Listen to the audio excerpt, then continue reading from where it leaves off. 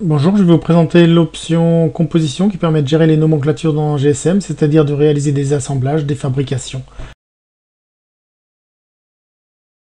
Nous avons ici un stock par exemple dans lequel la famille c'est composants et produits finis, ce qui veut dire qu'on va assembler des composants pour fabriquer des produits finis. Tout ça existe en stock. Ici en l'occurrence il s'agit d'un viticulteur, donc on a des produits finis qui sont des bouteilles. Et on a des composants qui sont du vin, des bouchons et des étiquettes. Pour faire une livraison de bouteilles, eh ben, il faut mettre du vin dans des bouteilles et mettre des étiquettes et des bouchons. C'est aussi simple que ça. Comment on fait? On va dans l'onglet composition en haut à droite. L'onglet composition nous présente un certain nombre de produits finis qui s'appelle ici référence 10, référence 85-20 ou référence Ecova. On va faire une nouvelle référence qui est par exemple une bouteille de champagne. Donc on va faire nouveau. Ici, soit ma produit est déjà défini quelque part, soit je le crée à partir de rien. Donc je l'appelle champagne 75 rosé par exemple. Je vais choisir les éléments qui composent ma bouteille. Donc j'ai besoin d'une bouteille. Là je prends la normale 75, un color, et j'en ai besoin d'une bien sûr. Il me dit qu'il ne connaît pas cette référence champagne 75 rose, et ben je vais le créer.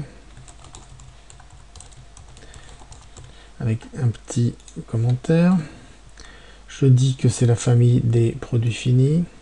La désignation c'est bouteille champagne rosé. Le fournisseur, eh ben, c'est moi, donc il n'y en a pas besoin. La quantité, actuellement j'en ai 0 en stock. Et l'emplacement où je vais les ranger, c'est un nouvel emplacement, c'est la cave champagne. Et voilà, tout simplement. Le prix d'achat, eh bien, je le connais pas pour l'instant. Je sais que le prix de vente va être 220 €. C'est un bon champagne et qu'il m'en faut toujours au moins 24 en stock. Donc j'ai défini mon produit à la volée. Je vais continuer à le composer. Donc il est composé d'une bouteille. Il est composé d'une étiquette, on va l'appeler comme ça, d'un bouchon, pardon. Donc je fais ajouter un seul bouchon aussi. Et où sont mes étiquettes? Je ne sais pas où sont mes étiquettes. Donc je vais chercher par désignation. Voilà. Je cherche cette étiquette là et je vais ajouter. Donc là j'ai un produit assez simple puisqu'il est composé d'une bouteille, d'une étiquette et d'un bouchon. Je fais enregistrer. Voilà, j'ai défini mon nouveau produit qui figure ici et qui normalement est arrivé aussi ici dans ma liste des produits. Donc je peux gérer bien sûr des bouteilles de champagne, les rentrer, les sortir, mais là j'en ai 0 en stock, donc il va falloir que je fabrique ma bouteille de champagne. Comment je fais pour fabriquer? Je vais dans composition, je choisis le produit à fabriquer, je mets la quantité, par exemple là je vais en fabriquer 5, je fais création. Il me crée 5 bouteilles de champagne rosé, ce qui veut dire que la quantité en stock devient 5. Quand je vais voir mes produits ici, je vois qu'effectivement 5 bouteilles de champagne sont arrivées dans mon stock.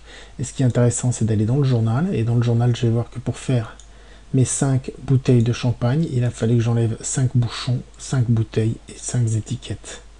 Voilà une utilisation simple et élémentaire de la nomenclature qui sous Excel est du domaine du quasi impossible. Merci de votre attention.